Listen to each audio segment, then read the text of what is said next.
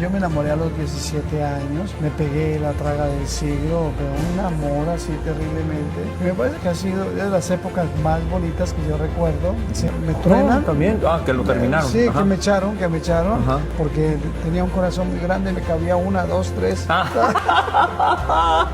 Me quedaba un espacio para Lucrecia y la otra para Lucero. Siempre andábamos 4 amigos para arriba, para abajo, todo el tiempo. Éramos parranderos, mucha parranda, había mucho. A mí me gustaba bailar, entonces como era tan enamorado, ¿Qué es lo que más le gustaba bailar? Vallenato, salsa. Mi único sueño que yo tenía era, mi papá siempre fue mi héroe. Mi papá fue como ese punto de referencia altísimo. Pensaba ser feliz, eso, casarme, tener mis 7 chinos, porque igual, sí, pero trabajar en la tierra. Éramos 4 amigos parranderos y siempre había una parranda de viernes a domingo, más o menos. Okay. No me saque tantas verdades. No, te dele, padre. A mí me costó trabajo, de verdad, ver lo que la gente no veía. Después conocí por accidente a los franciscanos. Sí. El sábado en la mañana iba al seminario mayor, a las conferencias. En la tarde iba donde los franciscanos y en la noche me iba a bailar con la novia que yo tenía. Ay, perdón, corten. No, la novia no, ya me tocó empezar a decirle, bueno, ¿sabe qué? Más bien dejemos esto aquí. Después de ese momentico como que yo empiezo como que a aspirar, ¿sí? Mis jefes, ellos fueron los que me pagaron a mí el primer año y con la posibilidad de regresar a la empresa nuevamente. ¿Ya trabajaron en una empresa? Yo ya trabajaba en una empresa, sí. Pero el tiempo fue pasando. Mira, yo creo que yo me di cuenta que el Señor me dijo, ya deje de pelear conmigo, que de verdad yo te llamé. No, pues mi papá y mi mamá, después de yo no fui la oveja negra, yo fui la azul turquí.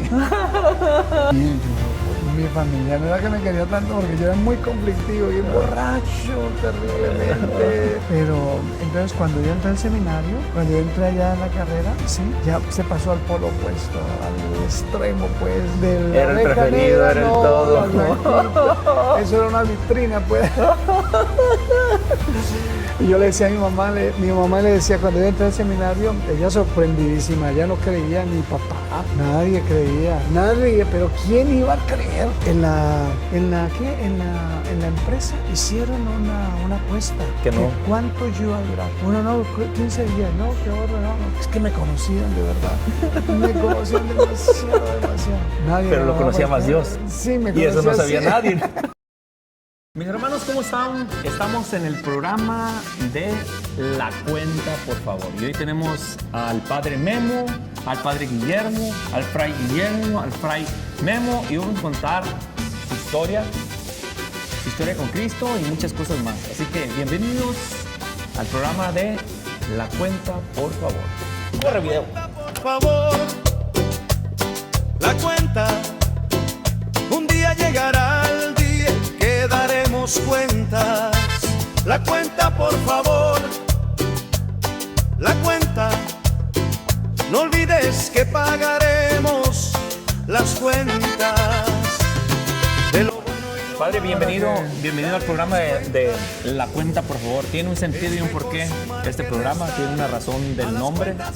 Me imagino que se ha dado una idea. La Cuenta, por favor, todos vamos a dar cuentas, pero al final hablaremos de eso. Mi querido Padre, gracias primero por estar conmigo en este programa. Y quisiéramos conocer primero un poquito más de usted, saber quién es, dónde nació, en dónde creció. Más primero, ¿dónde nace, Padre? Bueno, mucho gusto. Mira, yo soy Fray Guillermo Alirio Muñoz Castillo, sacerdote franciscano. Me dicen generalmente Padre Memo, Fray Memo. Yo soy colombiano. Okay. ¿Sí? Nací en una población muy cerca de Bogotá, que se llama La Mesa, Cundinamarca, que en el departamento de Cundinamarca. ¿Sí? Ahí nací en el año de 1962, 23 de mayo. ¿Sí? No nací en un pesebre, pero sí. Pero nació. nací en una familia de rancho, del campo, pueblo. Sí, del pueblo. Somos 7 hijos. Papá y mamá ya están en el cielo, ¿no? Sí. Y nosotros nos hemos venido formando poco a poco, ¿no? Pero mi vida se ha estado más o menos entre la familia, un poco del mundo, un poco de todo. Y de mis 63 años, obviamente ya llevo 40 años en la vida religiosa. ¿Qué más recuerda de su infancia, padre? ¿Qué más recuerda de su infancia? ¿Qué es lo que más le gustaba hacer?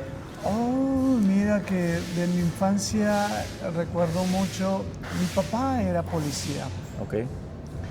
Y él era como la especie de dragoniente del pueblo, del caserío donde estaba ahí. Y recuerdo mucho que mi papá, cuando él tenía que ajusticiar a alguien porque cometió un delito, lo llevaba primero a la casa. Ah, sí. ¿Y Lo eso llevaba por qué? primero a la casa, lo llevaba primero a la casa, lo presentaba, lo sentaba a comer con nosotros, compartía con nosotros, ¿sí? Pero después lo metía al calabozo. Ah, sí. Ah, Sí, vivíamos, yo recuerdo, incluso recuerdo de mis profesoras de mi infancia, las que me enseñaban a mí a leer, a escribir, ¿no? Yo estudiaba en una escuelita de los padres jesuitas, ok. ¿sí? Y allí estudiábamos nosotros todo el día prácticamente. Solo íbamos a la casa a almorzar y después regresábamos otra vez. A ¿sí? estudiar. Pero yo recuerdo con mucho cariño mi infancia, que fue una infancia bellísima. ¿Qué travesura se acuerda? ¿Alguna travesura que haya hecho? ¿Una de muchas o una de pocas? No sé. Una de muchas. No sé, no sé. Si era muy travesuriento o era tranquilo. Yo creo que yo fui más travieso fue en mi adolescencia, en mi juventud, porque cuando estaba en la niñez, yo era como, no sé, como el ejemplo de la vereda. ¿Usted qué número de hijo es? Yo soy el número 4 de 7. Ok, de 7, ok. De 7, sí. Pues es que las pilatunas eran como no de uno, sino de todos. Ok. ¿Sí? Entonces, eso de que a veces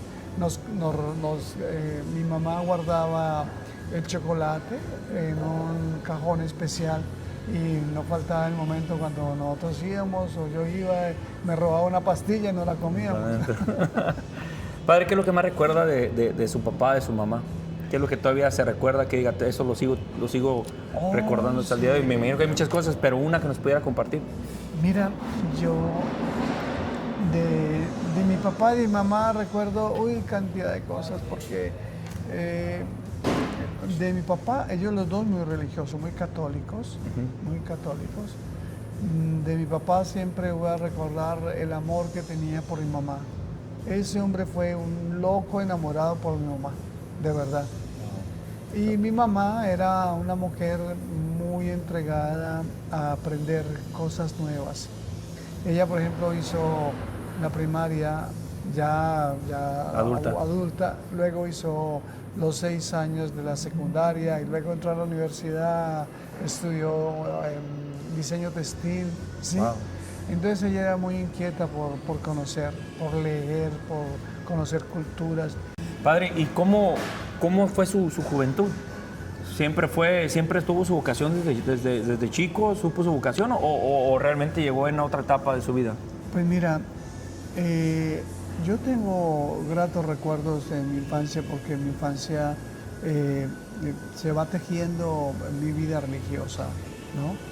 Alrededor de los jesuitas, alrededor de los laicos que trabajaban con ellos, que eran los que nos formaban a nosotros, ¿sí? Entonces,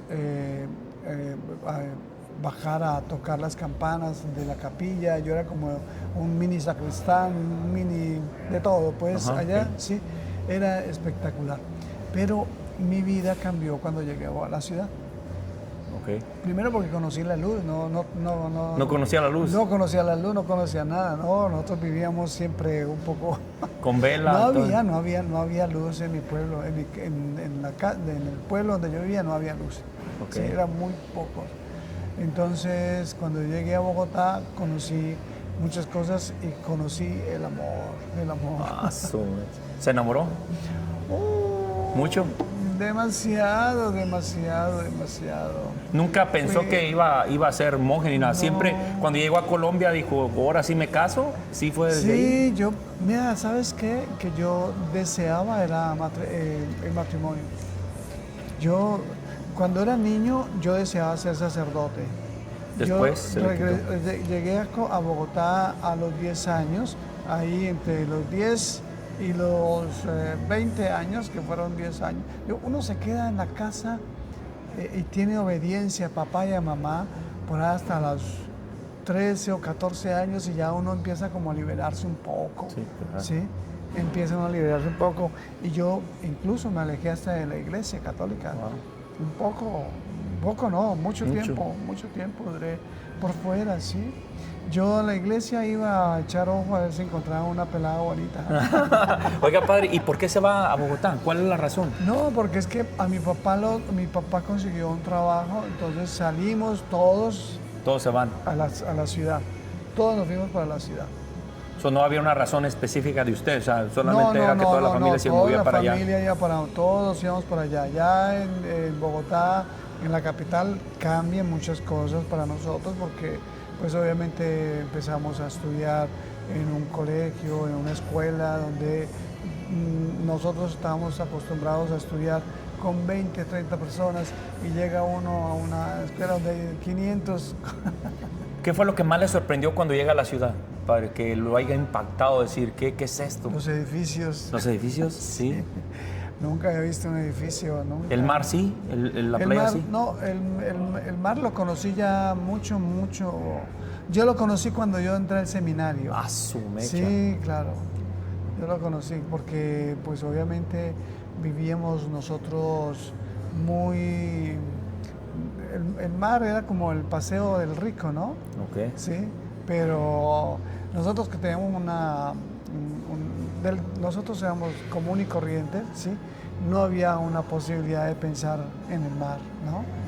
Entonces, no, a mí me impresionó mucho esto, lo de los edificios. Incluso mi mamá decía cuando nosotros íbamos en el bus y empezaban, un edificio, hay otro edificio. ¿Eso es lo que más les impactaba? Sí, pero después lo que más nos impactó, los aviones. Los aviones. Uy, ¿Nunca sí. había visto un avión usted? Nunca. Los veíamos allá, eso es una estrellita, ¿no? La estrellita era un avión. No, nunca. Entonces eso fue, para nosotros fue una novedad muy, muy impactante y buena, excelente, ¿no? Padre, ¿en qué momento se le despierta ese hombre interior que lo hace que se empiece a alejar de la fe, que lo hace empezar a alejarse de todo, que empieza a buscar bueno, pues digo, a las mujeres le gustaron desde joven, pero ya en una ciudad, me imagino, como Bogotá, con rumba, con todo, Sí. ¿en qué es lo que a usted le quiero? ¿Una amistad? ¿O qué fue lo que a usted puede discernir que fue lo que lo empezó a alejarse de Dios sobre todo, ¿no? Me imagino, ¿no? De alguna manera, ¿no? Uno sí se va alejando uno de Dios. Mira, yo creo que cuando uno empieza a ver otras situaciones que son un poco más, en cierta medida, como placenteras, ¿no? Sí. En el sentido de que te dan a ti seguridad y que vas conquistando, ¿no? Cuando conquistas el corazón de la primera novia, uno se siente como un caballo mercherón. Aunque le digo que nosotros tuvimos... La época donde yo vivía era una época extremadamente pura. Más tranquila, pues. Más sí. tranquila, no había tanta cosa, ¿no? Sí, como hoy, ¿no? No había, no, es que yo te digo que nosotros somos de la cultura donde la televisión era a blanco y negro y solo aparecía la televisión a partir de las 12 del día hasta las 11 de la noche. Hoy no es así, pero digo... No, sí, no. Entonces mira que cuando uno empieza a conquistar los espacios, uno empieza a darle un poco más de importancia a esos espacios, ¿sí? Yo no fui cuando era pequeño, no era muy ajuiciado en el estudio, no era disciplinado en el estudio. Para mi papá era muy difícil, porque pues obviamente tenía que alimentar 7 bocas, ¿no? Sí, era y él bastante. era un hombre pensionado de la policía con un mínimo, ¿sí? Entonces, ¿qué pasó? Que yo entré a un colegio militar ahí fue donde yo más me desjuicié porque me enseñaron una cantidad de mañas, era loco, corrido. Yo paraba más no en el aula, sino en el calabozo. ¿Qué es lo que más le daba miedo, padre, en esa edad que se destrampa? ¿O nada le daba miedo? No. Yo recuerdo que en el colegio habían, no sé si era una fábrica de ladrillos, pero eran unas pilas de unas columnas gigantes en piedra y eso. Nosotros nos subíamos hasta la copa y saltábamos de una columna a la otra columna. No sentíamos miedo, nada. Entonces, ¿le llega el amor? Me llega el amor, me llega el amor, me conocí el amor, yo me enamoré a los 17 años, me pegué la traga del siglo, pero un amor así terriblemente. Y me parece que ha sido de las épocas más bonitas que yo recuerdo, ¿sí? Porque después del amor, después de que ¿cómo le dicen ustedes? ¿Me truenan? También, que lo terminaron. Sí, Ajá. que me echaron, Ajá. porque tenía un corazón muy grande, me cabía 1, 2, 3. Exacto, es que tenía el corazón muy grande. Tenía un corazón muy grande, oiga, no, ese me quedaba un espacio para Lucrecia y la otra para Lucero. Ay, espero que... No, que esperemos que todavía estén vivas, padre, porque no sabemos todavía. Pero bueno, entonces así fue, entonces eso fue lo que lo terminaron y ahí fue algún golpe fuerte. Fue un golpe fuerte porque yo creo que hay algo que a mí me ha acompañado, que ha sido de las situaciones un poco más fuertes de mí, que es el orgullo. Ok. ¿Sí? Aunque yo quería y amaba terriblemente, me terminaron, yo no quise tocar el tema más, sufrí así, pero lo que se llama sufrir. Ahorita me viene a mi memoria de las cosas que yo llegué a estudiar. Una vez estudié teatro y había una materia, dramaturgia, algo así, que era construir relatos, hacer una historia y todo eso, a partir de fotografías y entonces nos enseñaron, ¿sí? Entonces en el examen final yo ya era sacerdote, era párroco de una parroquia muy importante en Bogotá y entonces el examen final era construir una historia bajo una fotografía y yo tenía mucho trabajo y lo único que hice, me encontré una fotografía que era una ventana. Entonces yo creé una historia, ¿sí? Que alcancé a visualizar cómo iba a ser mi muerte, ¿sí? Donde yo vinculo dos situaciones que para mí han sido fundamentales. Mi vida religiosa, que la amo, cantidades alarmantes, ¿sí? Ya no tengo un corazón más grande, sino un corazón único para la vida. y el amor que yo tuve a los 17 años. Entonces creé una fantasía gigante, muy bonita ese escrito, que ahorita lo traigo a colación. Entonces, hay cosas que realmente cuando uno no sana, cuando uno tiene un orgullo y no quiere eso, uno quiere tapar esa herida.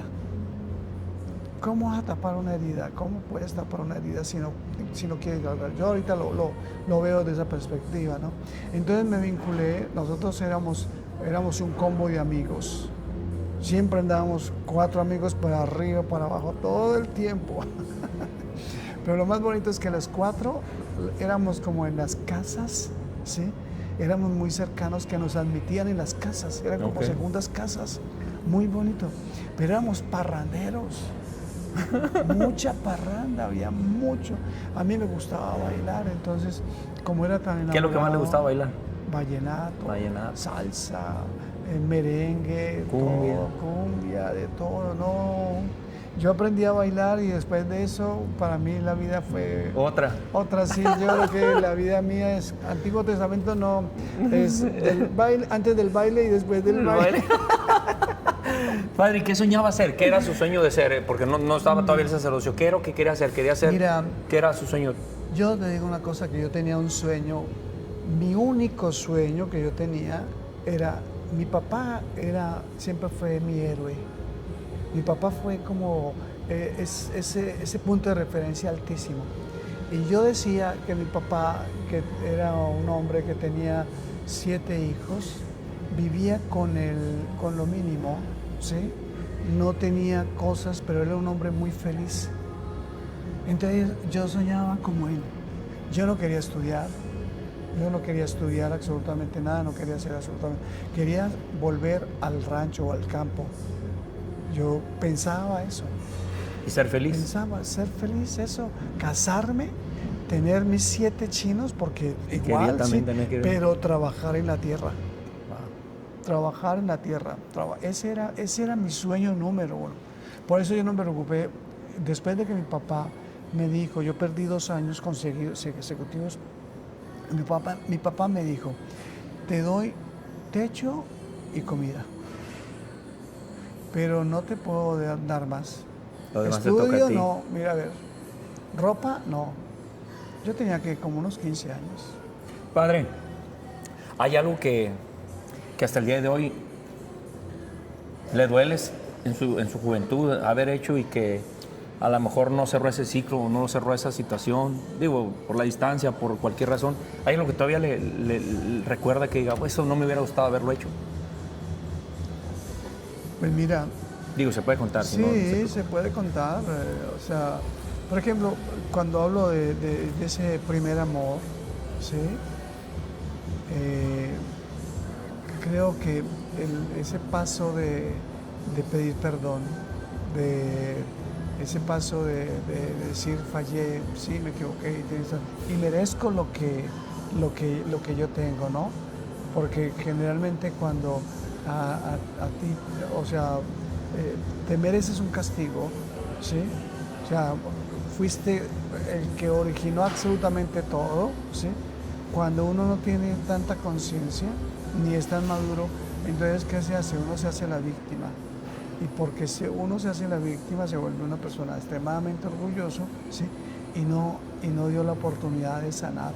Porque para mí, yo creo que esos momentos fueron tan bonitos que la persona, o sea, la novia que yo tenía, no se merecía o la indiferencia o que no haya aclarado las cosas, ¿no? Eso creo que es eso.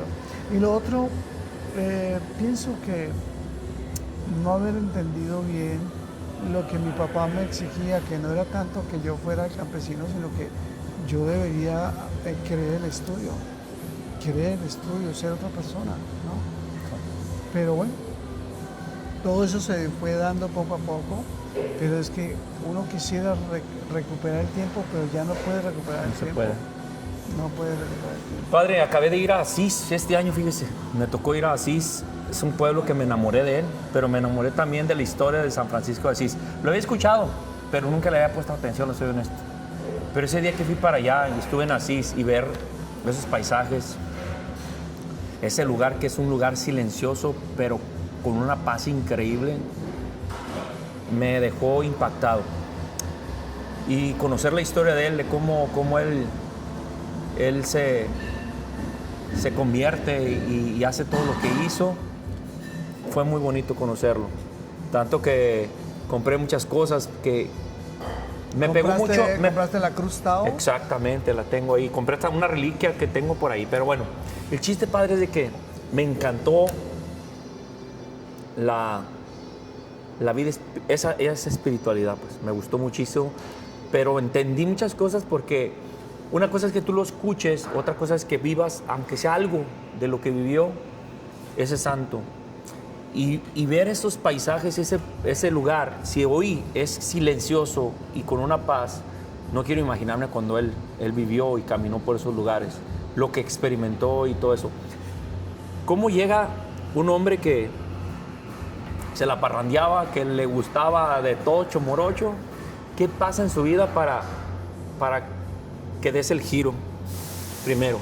Y después llegaremos porque pudiera haber sido diocesano, pudiera haber sido, pero después platicaremos un poquito y que aquí tiene un poquito más la gente. Pero, ¿qué pasa en su vida, padre, que le despierta el...?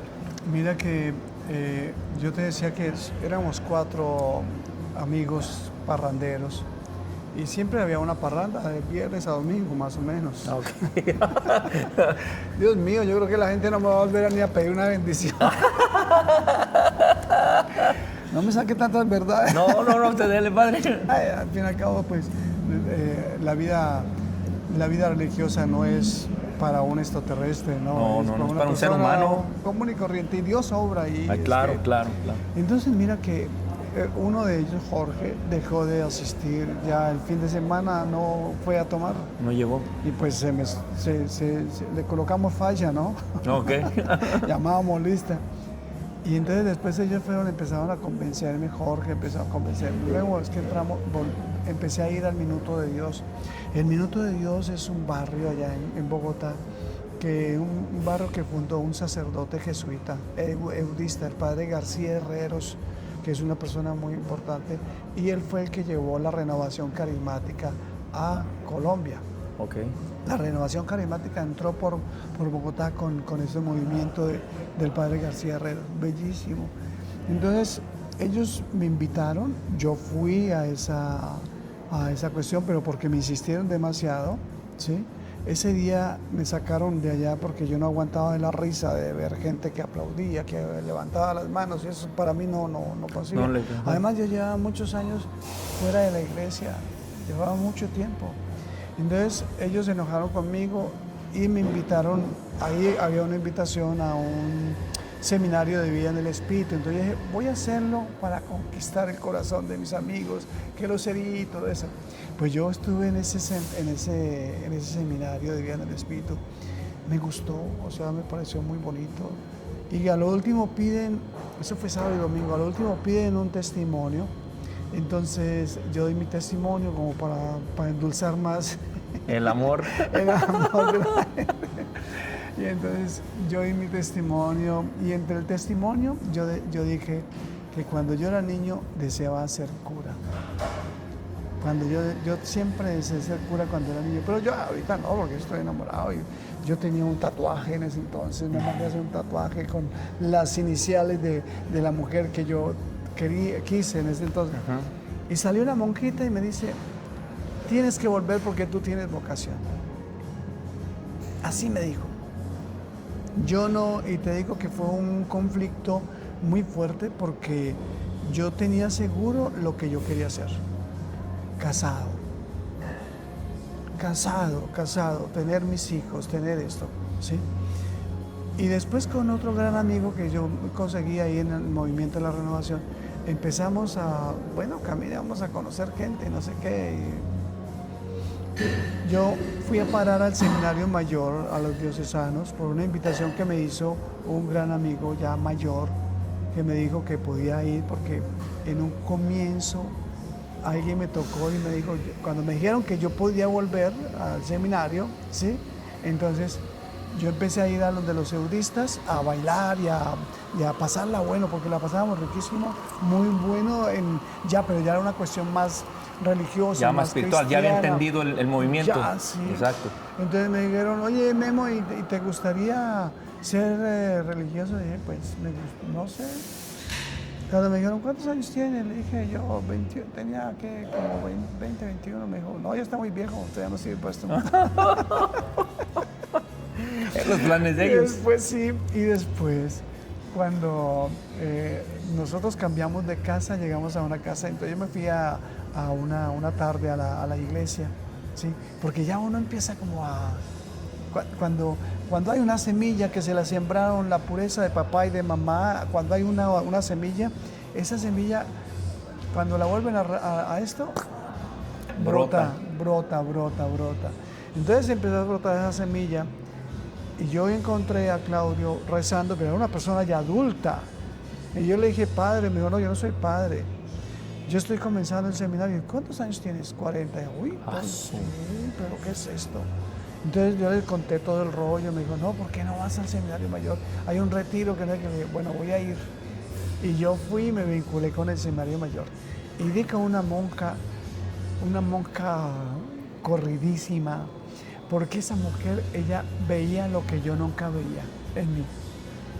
Ella me veía una vocación y me decía, sí, Memo, tú tienes vocación. Y dije, no. Yo iba, ¿sabes por qué yo empecé a ir al seminario mayor? Porque recordaba mi niñez, mi infancia, cuando yo iba a la escuela, cuando yo iba al templo, cuando era porque mi infancia fue muy pura. Muy bonita. Entonces, muy bonita. Entonces, eso lo añoraba. Entonces, en la iglesia, en las conferencias, me hacían referencia de esto, pero no era porque yo decía, sí quiero ser cura. No, a mí me costó trabajo, de verdad, ver lo que la gente veía en mí. Yo no veía eso. De verdad que a mí me costó trabajo. Yo no es que haya peleado con mi Dios, sino que yo decía, pero yo quiero casarme. Exacto. Entonces yo me mostraba como era. Exacto. Yo no negaba. Y me hicieron un proceso con los diocesanos y después conocí por accidente a los franciscanos. Y empecé a asistir. En la mañana iba uno, el sábado, el sábado era todo así. El sábado en la mañana iba al seminario mayor, iba al seminario mayor a las conferencias. En la tarde iba donde los franciscanos y en la noche me iba a bailar con la novia que yo tenía. Ay, perdón, corten. No, debe, que va bien, vamos bien. Oiga, y entonces sí, pero llega un momento donde uno dice, no. Yo recuerdo que yo le dije, yo tenía una novia, entonces yo le dije, mira, estoy metido en esta locura, me pone a mí a pensar, porque la gente ve, los grandes, los directores, ellos veían en mí una vocación, cosa que yo no veía. Yo no veía eso. Y la novia decía, no, tú no tienes nada. Y ella sabía que yo estaba y me decía, ay, Memo, te vas a meter en un lío. Ay, bueno, bien. Entonces cuando yo le dije a ella, le dije, mira, voy para una convivencia, yo voy a ir a una convivencia con los franciscanos, voy a ir a una convivencia. Y esa convivencia, para conocer, claro. Yo siempre en Bogotá, me dan la oportunidad de ir a Medellín, y Medellín es bonito, yo voy para Medellín. Usted ve por lo de la ciudad. A conocer el motivo. Y habíamos como 70 jóvenes en esa convivencia. Cuando me aceptan a mí al seminario, decía, me aceptaron al seminario. Y Dios mío. Y después en el diocesano también me aceptaron. En los dos. Entonces, ¿y la novia también lo aceptaba? Así que estaba en un problemón. No, la novia no, ya me tocó empezar a decirle, bueno, ¿sabe qué? Más bien dejemos esto aquí. Espérese un momentico porque yo empiezo como que a aspirar, ¿sí? Pues yo creo que yo he sido de las personas como aventadas, como que por la novedad y por las locuras no hay que tener miedo, sino hay que hacerlas. Hay que probar, de verdad. Se lanza la curiosidad terriblemente. Entonces yo me lancé precisamente a buscar, a encontrar como que, aunque uno va creciendo en la vida de fe, con un referente, mi referente era la familia.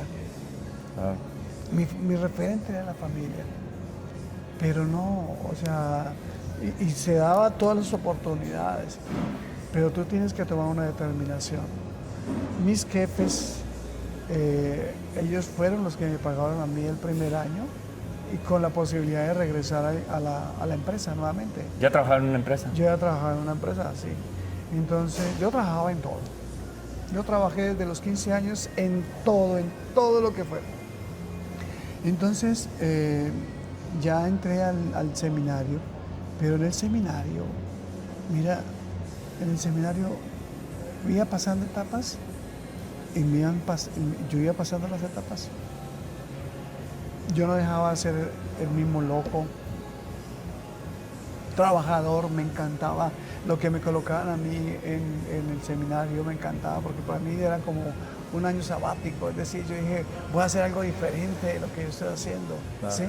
Pero habían cosas que me gustaban mucho, aunque a mí me gustaba más, yo estando en el seminario dije, yo quisiera de verdad como que más el matrimonio, pero seguía, ya aprendí, entonces que nos enseñaban que latín, que nos enseñaban iglesia, que nos daban Biblia, que nos daban esas clases que me parecían muy agradables, y el trabajo con los abuelos me gustaba. Yo trabajaba mucho con los abuelos, me encantaba trabajar con los abuelos. Cuando ese año pasó y yo pasé al noviciado, al noviciado, que ya son 365 días en clausura, portando el hábito, ya con más vida de oración. ¿En qué momento decides si es diocesano o es ya...? En ese primer año que yo dije, no, ya no voy a seguir ni con la novia, ni voy a ubicar una sola cosa, porque de verdad que en cada uno como que, ¿cómo hago para discernir lo que me están diciendo, lo que yo estoy escuchando, lo que yo estoy viendo, ¿no? Entonces, no metámonos por una sola línea. Entonces, yo porque a mí me encantaba, ¿sabe qué me cautivaba mucho de los frailes? Que los frailes, nosotros entrábamos en febrero allá en Bogotá, éramos como 37 jóvenes, y entonces el hermano Fray Luis Ángel, él agarraba y pedía una cuota, yo creo que eran como 2 pesos, 3 pesos. Te estoy hablando de hace 40 años, ¿sí? Entonces le pedían a uno eso, y con eso se reunía y se compraba no sé cómo le dicen ustedes a la panela, un piloncillo. Sí, que es como queso, más o menos. No, un piloncillo, eso es de azúcar. Piloncillo, ok, que es caña de azúcar. Ok, así, sí, quemada, sí. ¿sí? Como rojo, entonces se compra, como color cafecito. Sí, entonces se compraba ese piloncillo o la panela, se compraba queso y pan. Y se hacía eso y se distribuía en la mesa y cada uno comía lo que quisiera. Entonces, a mí me cautivaba mucho eso, la sencillez. Me cautivó extremadamente la sencillez de los frailes, la sencillez. Yo nunca había visto a un obispo de cerca, y un día en una reunión estaba el superior y llegó el obispo, y yo vi un gesto tan bueno, tan hermoso, que el franciscano, el padre, se acercó y le besó la mano, el anillo al obispo. Yo lo hago todavía y lo seguiré haciendo, pero me cautivaban todas esas cosas, me cautivaban mucho. Yo seguía como que peleando conmigo, no quiero esto, no es esto. Pero el tiempo fue pasando, y mira, yo creo que yo me di cuenta que el Señor me dijo, ya deje de pelear conmigo, que de verdad yo te llamé. Me mandaron a una casa de niños de la calle, Pregamines, ¿sí? Y allá, eso me costó trabajo, la primera semana me costó trabajo, demasiado tiempo, porque tocaba estar pendiente de ellos. Eso fue la primera semana, yo duré allá 6 meses, pero de esa primera semana a cumplir los 6 meses, yo creo que fueron 1 hora de la gracia tan bonita. Y allá trabajando en medio de la gente de dificultad, con conflictos y todo eso, que yo me convertí en otro chico de la calle, ¿sí? Y ahí fue donde yo dije, no voy a pelear más. Y el Señor me decía, no pelees más conmigo, que de verdad yo te llamé. Pero me costó trabajo, yo creo que por lo menos unos 3, 4 años me costó trabajo saber. Y después, cuando menos pensé, yo me estaba ordenando, 10 años. ¿En qué momento pasaron 10 años? ¿Ni cuenta se dio? No, nada. Pasaron 10 años así. ¿En qué momento empezó a mí a gustarme el estudio? Porque a mí no me gustaba el estudio. ¿Y sus papás qué decían a todo esto? No, pues mi papá y mi mamá, después de yo no fui la oveja negra, yo fui la azul turquí. Entonces, no, mi familia no era que me quería tanto porque yo era muy conflictivo y borracho terriblemente. Pero entonces cuando yo entré al seminario, cuando yo entré allá en la carrera, sí, ya se pasó al polo opuesto, al extremo, pues, de la era el preferido, negra, era el todo. la blanquita. Eso era una vitrina, pues. Y yo le decía a mi mamá le decía, cuando yo entré al seminario, ella sorprendidísima, ella no creía, ni papá, nadie creía, pero ¿quién iba a creer? En la empresa hicieron una apuesta. Que no. Que cuánto yo iba a durar. Uno no, 15 días, no, que otro no. Es que me conocían de verdad. Me conocían demasiado. Nadie. Pero lo conocía más Dios. Sí, me conocía. Y eso no sabía nadie. Sí. Padre, ¿cómo fue para usted ese momento que estaba ordenado? No, ese momento fue el señor obispo que nos ordenó. Nosotros, el monseñor Oscar Urbina, él estaba recién ordenado de obispo y él nos ordenó a nosotros, a 3 compañeritos. Él nos dijo en la homilía, que nunca se me va a olvidar, decía, mira, ustedes están recibiendo algo que no no alcanzan a dimensionar la gracia que están recibiendo. Llegará un momento donde ustedes despertarán.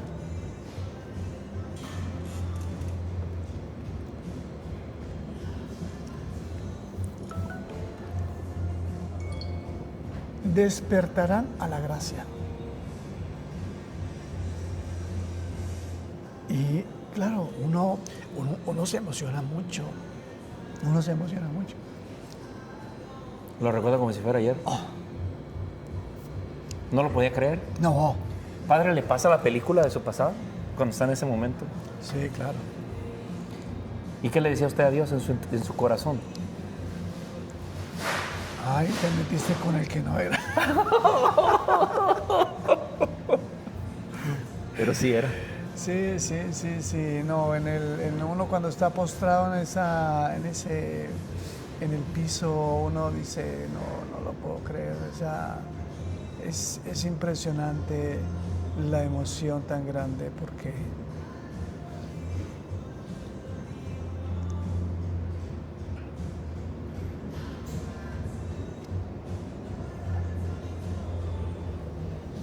cuando tú ves la gracia, cuando mides, no alcanzas a calcular la gracia, ¿sí? Pero ves tu pequeñez, ves lo que es uno. Uno conoce lo que uno es y mi Dios se compromete y Él mete las manos al fuego y no mete las manos sino que da la vida por ti, ¿sí? Y uno empieza a comprender y el Monseñor Oscar decía eso, van a recibir, cuando ustedes se den cuenta lo que recibieron ese día, no sabrán cómo expresar tanta emoción, llorarán mucho tiempo del agradecimiento de lo que sucede. Y sí, con el tiempo uno dice, no, es algo bellísimo. Yo cumplí ahorita 29 años de sacerdote. 29 años de sacerdote. Aquí los cumplí en Phoenix. Si sacara un momento, porque me imagino que hay ser muchos, pero un momento que ha volteado al cielo y he dicho, gracias Dios. ¿Cuál ha sido? ¿Algún momento en su vida que diga, gracias por permitirme esto? ¿Cuál ha sido? De muchos, me imagino que tiene muchos, pero uno que diga, este lo sigo recordando todavía.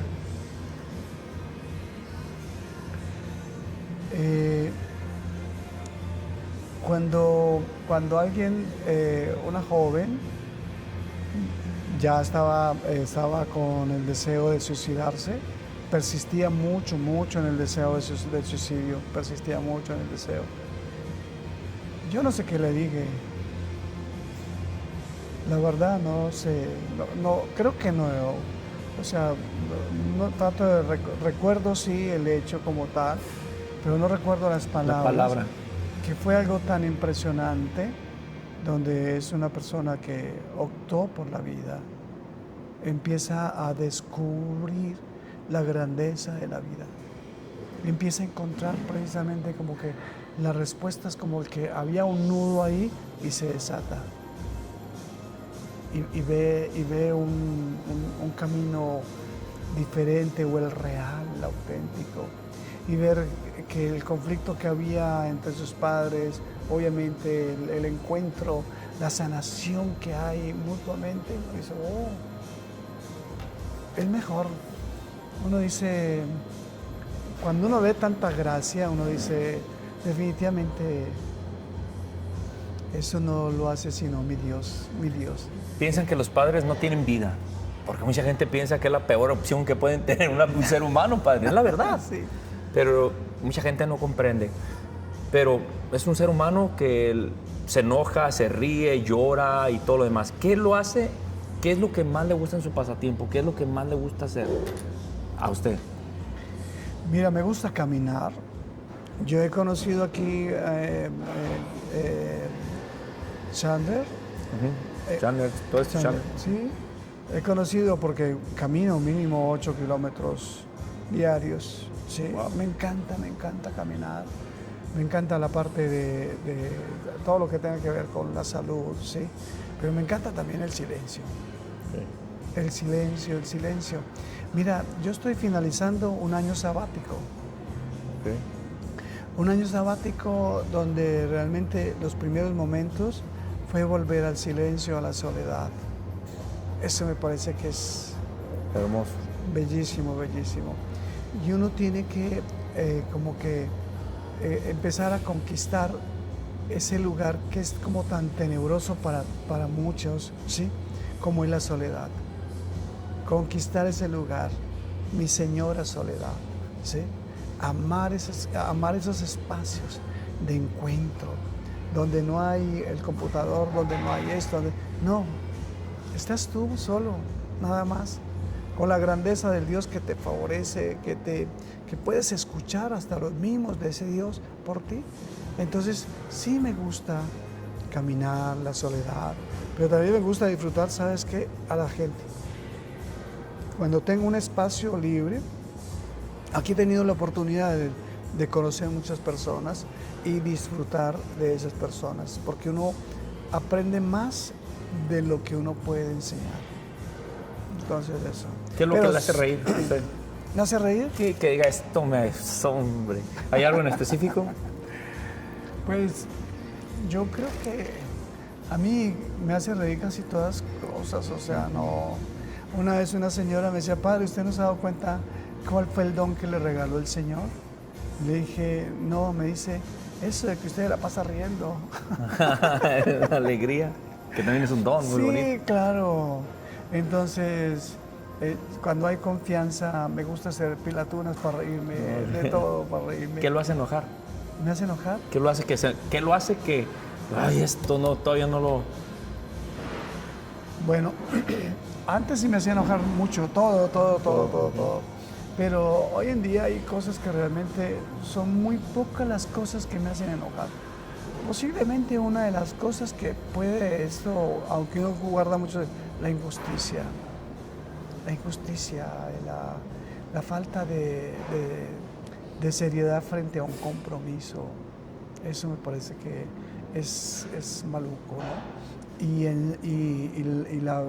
Creo que lo que más me saca de quicio, aunque no lo demuestro, trato de ser una persona, la mentira. Sí. La mentira me parece que eso es... Porque cuando te dicen una mentira a ti te están insultando. Claro. Te están diciendo que tú eres un niño, que tú eres bobo, que tú eres... no es tanto la mentira, sino todo lo que representa la mentira. Entonces, eso en cierta medida me parece maluco. ¿Qué es lo que más le gusta de su vocación, padre? De mi vocación, Sí. celebrar la Eucaristía, confesar, dirigir espiritualmente, sí, me encanta. Mira que yo le pedía a Dios en este año yo estaba viviendo en Asís. Oh, sí. Sí, yo estaba en Asís, yo llegué de Asís ahorita el 5 de noviembre. Y yo le decía al Señor, allá iba con 70 frailes, 60 frailes, todos celebramos.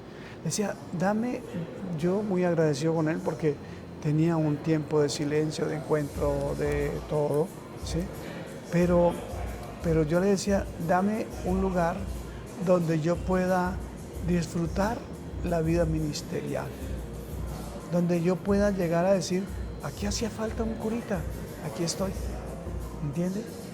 Y yo llegué aquí por la Madre Gabriela, la de las comunicadoras, la fundadora de las comunicadoras, pero vine por 15 días y duré casi un mes. Y después me fui para Italia a terminar una especie, ¿sí? Y le insistí al Señor y me mandó para acá. Yo no busqué venir a Arizona, a Phoenix, no busqué. ¿Vino al desierto, padre? Ay, sí, claro. ¿Cuál desierto? Aquí hay pura gracia. Hay muy poca gente a lo mejor ha ido a Asís, padre. ¿Qué es lo que más le gusta de Asís? Porque hay gente que puede ir para allá. A mí me encantó, de verdad. Hay algo que se quedó allá mío. Sí. De verdad, hay algo pasó en esa ciudad. A mí Roma me encantaba, y Roma, pero no conocí a Asís. A mí Roma no me gustó. Conocí a Asís y me encantó Asís. Siento muchos sentimientos ahí. O sea, es como una bola de sentimientos. En veces voy manejando, recuerdo esas calles caminando, porque yo me quedé precisamente en un hotel enfrente de la basílica.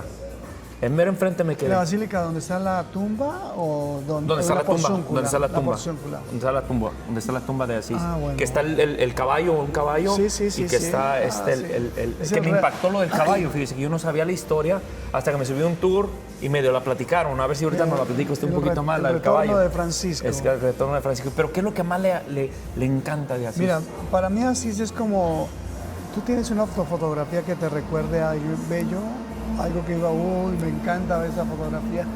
Asís es eso, Asís es una fotografía, quedó registrado y tu experiencia también fue mi experiencia. Por ejemplo, cuando yo caminaba, porque yo caminaba todos los días, pues yo decía, miraba el esplendor, el atardecer, veía los paisajes. Yo decía, el viento. Imposible no llegar a sentir a Dios. Francisco fue un hombre enamorado que a lo mejor se habituó tanto a esa belleza, pero cuando se encuentra con el buen Dios, ¿sí?, ya ve la belleza total, ¿sí?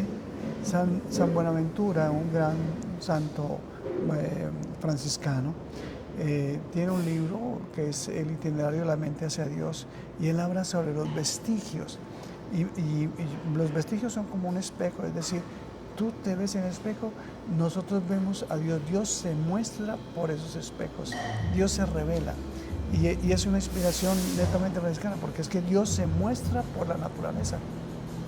Y yo decía, imposible no llegar a enamorarse cada día más y más de mi Dios frente a esta belleza. Claro. Frente a el silencio, las calles. Hasta el frío, padre. El frío muy agradable. Sí, a mí me gustó absolutamente todo. Me gustó todo. Además, es que todo el lugar habla de Francisco. Usted conoce más de los franciscanos, padre, y ¿qué es lo que más? Porque nosotros, como le dije, yo no sé mucho porque apenas estoy conociendo la vida de San Francisco de Asís, pero ustedes que están ahí 24 horas al día, que meditan a lo mejor cosas de él, ¿qué es lo que más le impactó a ustedes de San Francisco? Que le haya dicho a usted, wow, a mí la humildad que tenía, yo decía, ¿cómo nos falta en la iglesia eso? No ir por dinero, no ir por esto, sino ir porque queremos que alguien se acerque a Dios. Dejar lo que sea porque alguien quiere que esa alma se acerque a Dios. Y desgraciadamente muchas veces se mete en la envidia, el dinero, los egos y tanta tontería que puede haber, padre. Pero en su caso, conociendo la vida desde adentro, ¿qué es lo que más le impactó y que usted dijera, esto me encantaría tenerlo yo también en mi vida, o que me ha hecho crecer más como en su vocación? Mira, en Francisco me impactó muchas cosas, pero entre ellas hay una que es muy, muy sencilla, y es que realmente Francisco no quiso él hacer una comunidad. Él no convenció a nadie, no quiso realmente, dijo, bueno, entonces hagamos un combo aquí y pensemos que nos vamos a vestir. Sino que realmente él es un hombre que se deja guiar, llevar. Y llevarse frente a la revelación de Dios que se va dando poco a poco.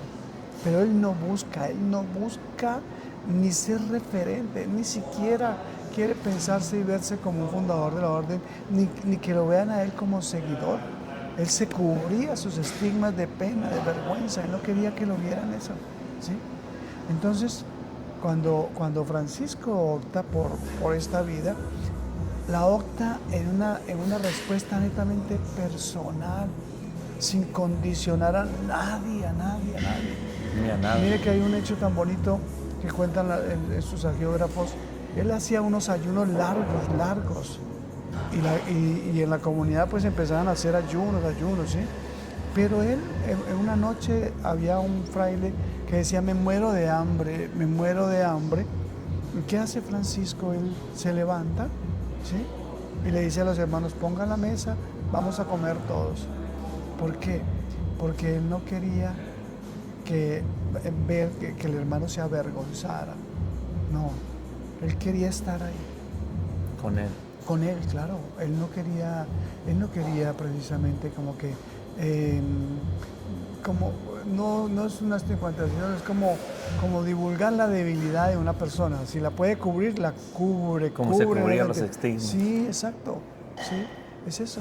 Él tiene una sencillez y una fuerza por el sufrimiento. Es impresionante. No sé si tú has escuchado sobre el Cántico de las Criaturas. No. El Cántico de las Criaturas cumplió 800 años y él compone el Cántico de las Criaturas en el momento más duro de su vida. Está muy enfermo, totalmente muy enfermo. Él ni siquiera puede, él tiene que ocultarse, lo ocultan en una parte donde no le entre tanto los rayos del sol por las enfermedades que tenía, que le podían hacer tanto daño los rayos del sol. Pero él construye su Cántico del Hermano Sol y lo elogia. Lo elogia, es con una sensibilidad, pero es una sensibilidad especialmente porque es como el ser que se está dejando guiar constantemente. No hay un condicionamiento por nada. A mí siempre me ha llamado poderosamente la atención un Francisco de Asís. Padre, este año que viene va a haber algo. Sí. Van a creo, sacar bajar el rostro. rostro. Van a sacar los restos. Ahorita No saben qué se van a enero. encontrar. No sé. No saben qué se van a encontrar. No saben qué van a encontrar. Pero ahí mismo lo van a sacar. Ahí lo van a sacar porque ahorita está cumpliendo 800 años de haber fallecido. Ok. Porque él muere en el 1226. Sí, el 3 de octubre de 1226. ¿Y eso qué va a poder estar gente allí o solamente van a ser los sí, frailes o qué sí, es lo que va a pasar ese día? Sí, están los frailes, está una cantidad, pero no sé cómo hacer porque eso no lo van a sacar sino como un mes nada más. Pero van a dejarlos expuestos, lo que encuentre van a dejar expuesto, lo va a poder ver cualquier persona que vaya a Asís o no sé porque yo cómo entendí será, que iba a ir no. porque yo entendí algo que era y lo iban a llevar a algo del Santo Padre, no sé si hasta Roma o allí algo, no creo entendí. que lo saquen del padre porque el día del Papa como que estuvo ya en Asís. Sí. Okay. Entonces yo creo que le queda más fácil al Papa que vaya hasta allá. Sí, claro. ¿O sí? Incluso en la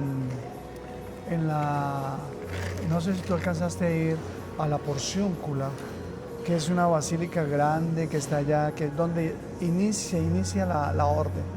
Hay una capillita muy pequeñita en una basílica gigante, ahí en Asís, que esa es la cuna de la orden. Ahí va mucha gente. Y allá está, según parece, la capillita donde él murió. Y hay una capillita y ahí tienen el cordón que le encontraron a él cuando sacaron los restos de él. El cordón de su cinto. Sí, eso sí. Y lo tienen ahí expuesto. Pues puede ser que a lo mejor sí había ido, pero yo como nunca había ido, padre, para mí fue todo nuevo. Primero no conocía mucho, la había escuchado, porque pues quién no va a escuchar a San Francisco de Asís, pero no le había puesto tanta atención. Pero haber ido allí para mí fue algo muy bonito, porque, o sea, me encontré muchos sacerdotes. De hecho, en el hotel que yo me quedé había una capilla allá adentro. Ah, sí. Que yo le tomé una foto a ese hotel, le tomé esa capilla, porque esa capilla, pues digo, terminó siendo, era un convento, ese era un convento, no sé si era franciscano también, me imagino que sí, pero hoy es un hotel, pero la capilla la han conservado, pero está con mucho respeto y está muy antigua y me encantó ese lugar, bueno, así me encantó, pero invitar a la gente que no ha ido, padre, claro, que vayan y visiten, porque primero, como pueblo o ciudad, es una experiencia increíble, porque algo tiene esa ciudad especial, tanto que tenemos en la iglesia un gran santo como San Francisco de Asís, sí, que dejó, como usted dice, un retrato de él en toda esa ciudad. Sí. Y es bellísimo. Padre, para terminar, ¿qué sueñas, padre? ¿Qué sigues soñando? ¿Sigues soñando todavía? Mira, yo sigo soñando con lo que todo católico debe tener, la santidad. Ser santo, de verdad. Pero un santo con los pies en la tierra, ¿no? Sin olvidar que realmente tenemos una misión, ¿sí? Yo tengo dos santazos que son los que me ayudan y me acompañan siempre, que es el Padre Pío de Pietrelcina y San Charbel. Con Charbel. Sí, son dos santazos para mí. Obviamente San Francisco, que es el centro, Claro. es el que me ha formado y todo esto. Pero sí pienso que con el tiempo nosotros llegaremos a asumir el sufrimiento. ¿Sí? Cualquier clase de sufrimiento que tú quieras, enfermedad, no sé, cualquier cosa. Y el silencio, la soledad. Yo digo, en algún momento tendré que retirarme un poquitico más. Este año me gustó mucho porque tuve un tiempo para retirarme un poquitico más, tener un poco más de soledad. ¿Sí? Sueño con eso, sueño con entregarme un poco más, ¿no? Con entregarme un poco más porque yo entiendo mi vida ministerial, mi vida sacerdotal al lado de los laicos. O sea, yo me ordené por los laicos y me ordené por la fe de los laicos. ¿Sí? Y tengo que seguir formándome, especialmente en la vida espiritual. Padre, si usted muriera y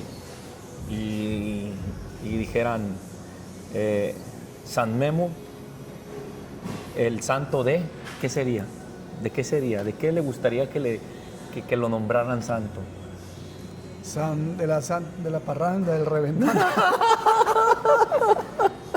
No, pues eso no lo canonizan a uno. ¿De cuál sería, padre? No, Con toda la humildad del mundo, digo, algo tiene que uno, me imagino que algo reconoce uno, que se le da, que algo que dice, hey, esto no lo busqué, no lo intenté, pero Dios me lo ha puesto como un gran don. Yo creo que hay algo que en la humanidad nosotros cada día estamos más lejanos los unos de los otros, ¿sí? Nos da miedo acercarnos y dar un abrazo fuerte, ¿no? Para mí es fundamental siempre el contacto, el afecto, ¿no? Un afecto puro, un afecto que ayude a hacer sentir a una persona, oye, aquí sucede algo bonito, ¿no? Es algo muy bonito, ¿no? La vida espiritual tiene que llevarnos a nosotros a encontrar más la cercanía de nosotros como personas humanas. Mucho más, de verdad. Porque a veces pensamos que la santidad es, ¿no?, como para extraterrestres. No. Hoy en día pienso que hay un llamado muy bonito y me gustaría que si me recordaran a mí, no alcanzo con San Memo, no, pero... San Memo, el santo de los abrazos, sería. El santo del abrazo, ¿no? Sí. Padre, este programa se llama La Cuenta, por favor. Le puse así porque todos vamos a dar cuentas en la vida, todos, de lo bueno y de lo malo. Y uno nos va a sumar, otro nos va a restar. Si hoy sacara usted su cuenta, ¿cuáles números van más arriba, los verdes o los rojos, padre? ¿Cuál sería su diagnóstico hasta el día de hoy? Si hoy Dios dijera, te toca. Pues hace, ¿cómo fue? Como en octubre estaba en cuenta verde completamente porque ha atravesado como 8 veces la puerta del perdón. Pues de allá para acá, ¡oh! No. Creo que el esfuerzo por mantenerse uno en dar a conocer en una obra sencilla ayuda a fortalecer el que, digamos que verde, ¿no? Digamos que unos verdes, pero hay cosas que realmente uno no alcanza como que a ver dónde yo puedo afectar, porque mi conciencia dice no afecto, pero la realidad frente a Dios sí puede estar afectando demasiado, ¿no? Si me fuera hoy para esto, no sé, no, yo sé que no voy para el infierno, No, Bueno. yo sé que no, yo estoy seguro que no voy para allá. Pero sí iría a un cuarto así, a un cuarto pequeño que está cerca del cielo, que es parte del cielo, ¿sí? Ahí no sé cuántos años duraría.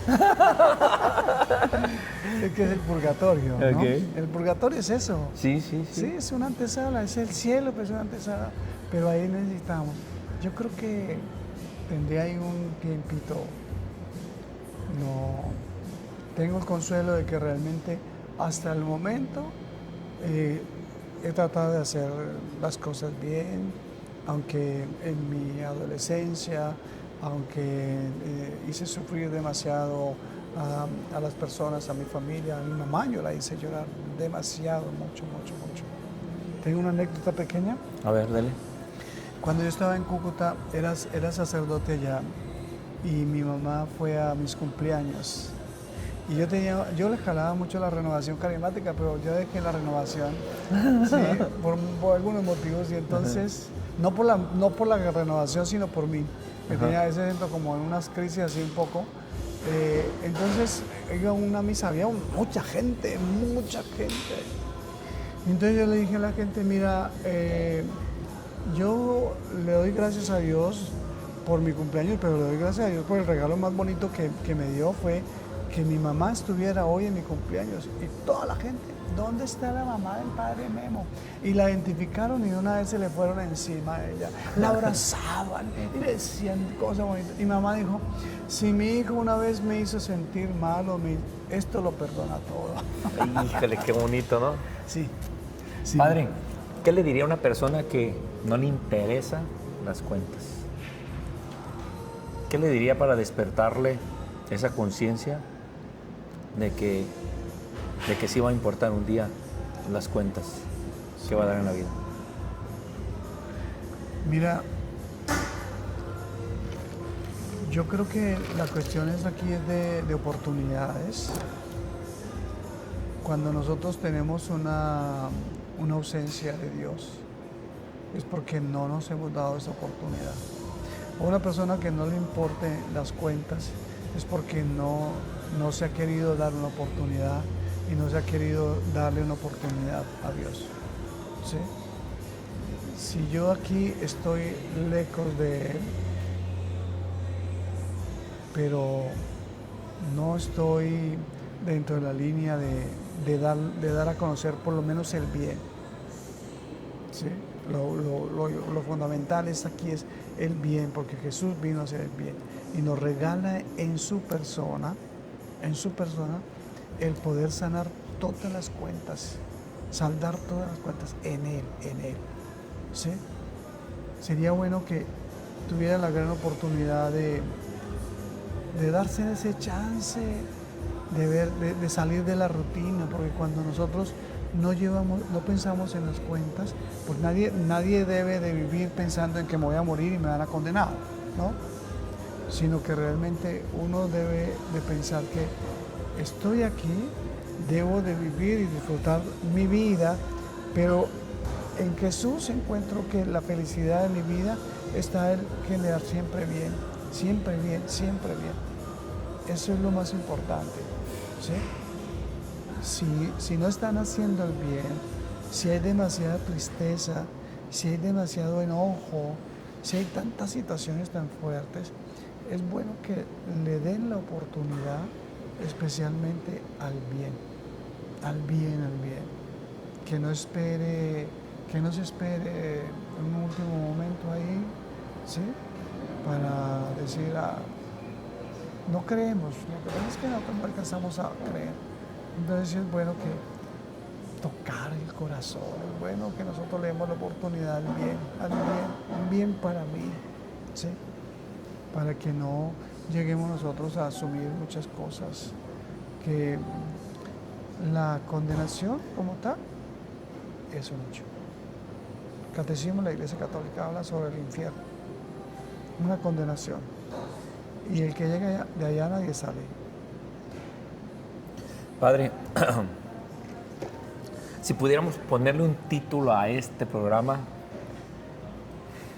¿cómo le pondría? Memo, el que Cristo lo sacó de...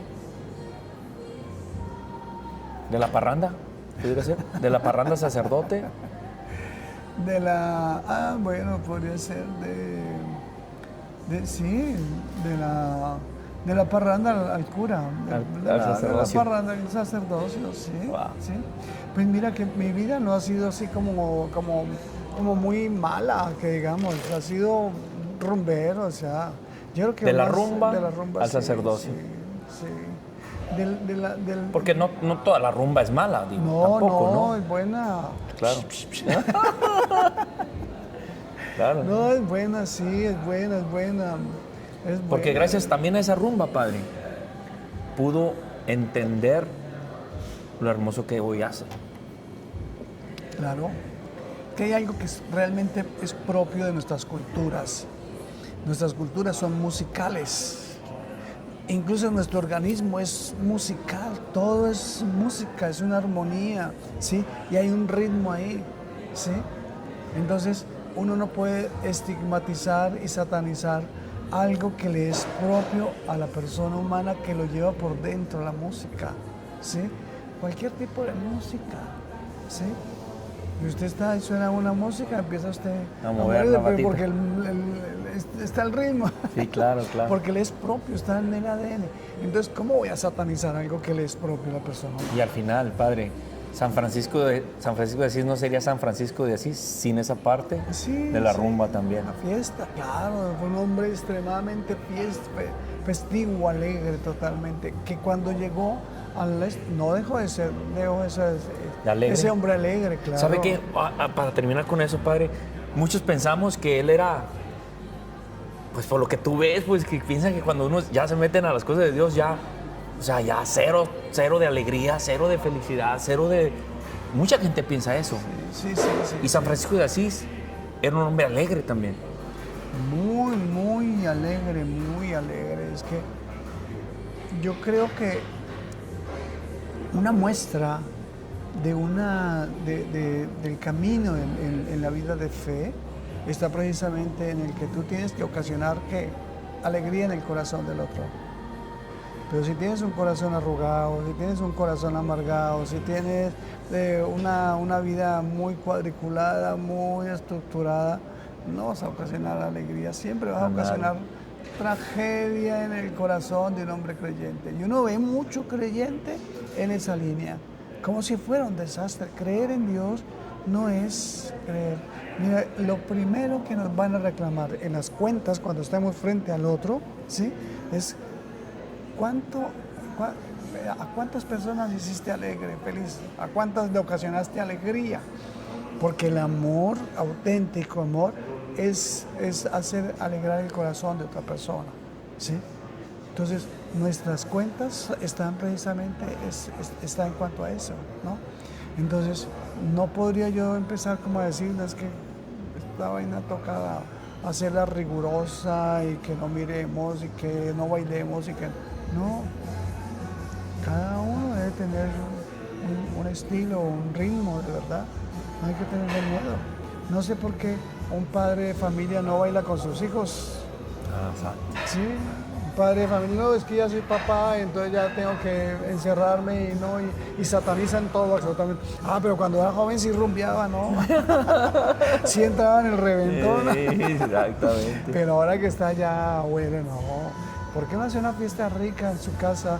Bailan. Entonces, el viernes hicimos una novena y ahí estuvimos nosotros, agradable, gritamos, saltamos. Y Sí, todo eso, ¿no? miré fotografías y videos, padre. Muy bonito, ¿qué Sí. creo que tiene? Padre, ¿algo que quiera agregar? ¿Algo que quisiera agregar a esta entrevista para cerrar el día de hoy? Mira, la fuente de la alegría o la cuna de unas buenas cuentas para vivir uno súper bien está precisamente en tres situaciones concretas que una lleva a la otra siempre. Una oración sencilla, chiquitica, que tú entiendas.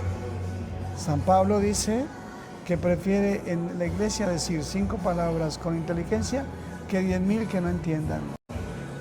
Breve, chiquita. Cuando Jesús le enseñó a sus discípulos a orar fue Ahí está todo. Oración, Eucaristía y la reconciliación. Son tres fuentes que nos llevan de verdad precisamente a mantenernos en unas muy buenas cuentas con el buen Dios. Y no hay que esperar el último momento para decir, no, la gente dice, padre, se va a morir mi papá, vamos a colocarle el santo sol y dicen, vamos y le colocamos, pero uno dice ya, La si no misericordia de reparo, Dios. si da misericordia, olvídese. Exacto. Póngase usted a pensar en eso, porque la gente, nosotros decimos, no, en el último momento nosotros nos arrepentimos. No, Hay muchos porque, que no van a poder. no, porque es que la cuenta más bonita es que si tú has dejado pasar a Jesús en la Eucaristía, en tu vida, por medio de la Eucaristía, en la reconciliación y en la oración, ¿sí? Vas a ocasionar cosas muy bonitas continuas en los otros. Pero si has hecho tanta tragedia durante todo su tiempo, en el último momento que, pues sí, uno puede pensar en la misericordia de Dios y hay que dejar a Dios ser Dios y en su juicio y todo esto, ¿no? Pero sí creo que es necesario vivir nuestra vida no tan acelerada, pero sí con un ritmo bonito para acercarnos y elaborar y llevar unas muy buenas cuentas ante ese buen Dios. Padre, pues muchas gracias por estar en el programa de La Cuenta, por favor. Y padre, por cierto, pues la cuenta, por favor. La cuenta, No, sí. no, no. Ey, la cuenta, por favor. Padre.